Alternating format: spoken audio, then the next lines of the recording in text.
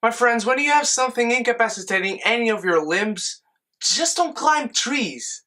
Simple.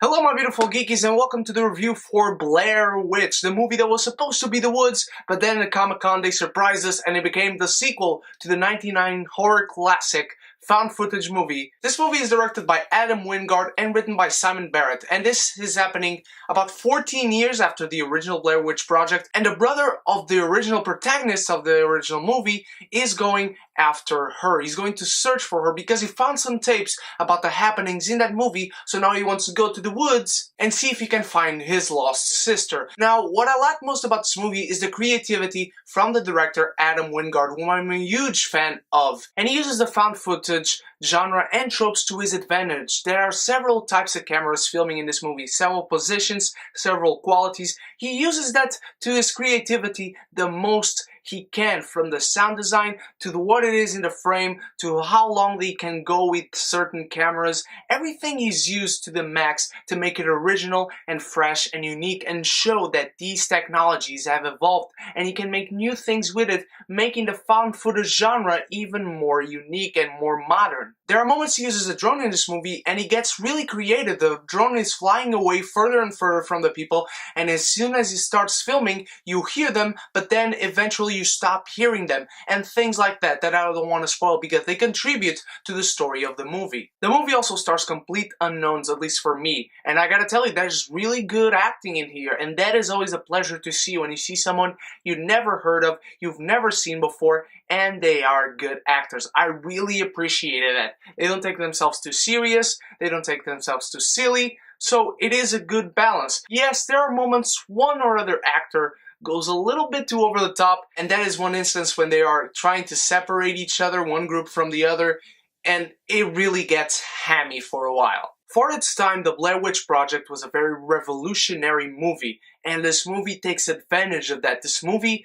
clearly has fans behind the cameras because there are things that were so silly in that movie or not explained, and they take advantage of that and they complete the genre, the mythology, the mythos of the Blair Witch is furthered and deepened within the context of this movie. And all the characters are fairly realistic. Sure, you have one trope or one cliche or another from horror movies that does happen in this movie. And the characters, as likable as they are, there are moments that they are very clever on one place, but right the next second, they are very, very freaking dumb. Now let's go to the biggest thing that bothers me about this movie, and that is the jump scares. This movie, not only it has a lot of jump scares, which is annoying in of itself, but it has some of the most forced and false and bad jump scares that I've seen in the past 5 years. I mean, the jump scares in this movie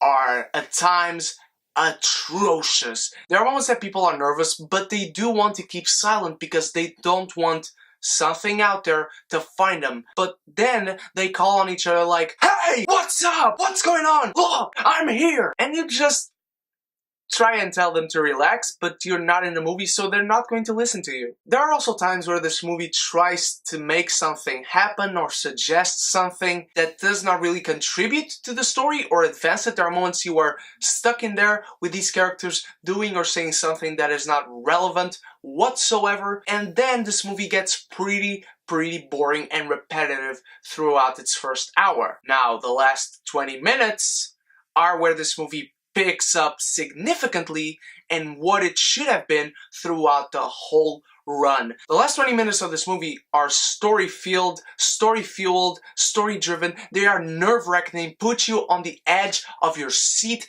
and they don't let you out of that for a second. They are impressively shot. They are impressively sound designed, as is the rest of this movie. The whole movie has beautiful sound design. A friend of mine pointed out to me that it does have a problem with the sound of something in this movie. I'm not going to spoil it, but I did not notice it at the time, but it is not consistent, let's call it. I will also say that the setup in this movie is done quite fast. It has the who, the what, the why, the when, and the where, just like that. In 10 minutes, you're into the movie, you're on your way to the forest. Let's go. And the movie, for fans of the Blair Witch, I am sure you will love this movie because it furthers down the mythos, it expands this world that they built with the original movie, and knowing the story behind it all really helps because these characters feel like just some people that were there at the time alive and knew about these happenings and now are interested in going to find out what happened themselves. The movie does have very clever, subtle Easter eggs throughout its whole to explain it to you and to further the enjoyment down the end of the movie.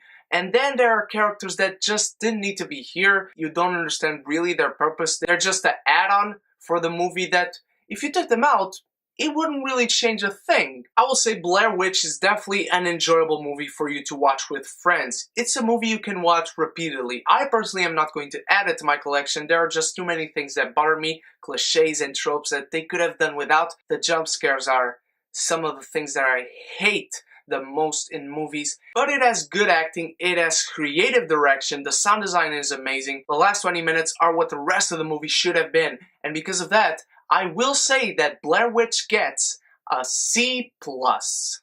What did you think of Blair Witch, my beautiful geekies? Did you enjoy it? Did you not? Are you a fan of the original movie? Let me know what is your favorite horror movie with witches in it. Let me know all of that in the comments below, and right now you only have 24 hours to leave your questions with a hashtag Doctor Strange Q&A because I am watching Doctor Strange tomorrow, and of course I'll bring you a spoilers-free review for that and a spoilers review on Friday. If you like this review, give it a like and share. That's a big way for you guys to help me out, and if you like it, why don't you subscribe and join the beautiful geeky community where it can be geeky united? My beautiful geekies, thank you so much for watching. You guys are the best. I love you all. Stay beautiful. Stay geeky.